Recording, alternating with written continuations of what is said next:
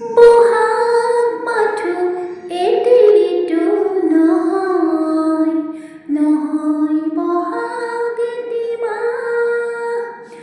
অসমীয়া জাতিৰ ইয়াৰ মুখৰেখা, গণজীয়নৰ ৰিহা, গণজীয়নৰ ৰিহা, গণজীয়নৰ ৰিহা। বহাগত জাতিয়ে স্নান কৰে, বহাগত জাতিয়ে স্নান কৰে, বহাগত জাতিয়ে স্নান কৰে, মলিয়ন বস্ত্ৰ সলাই। সংগ্ৰামী জীৱনৰ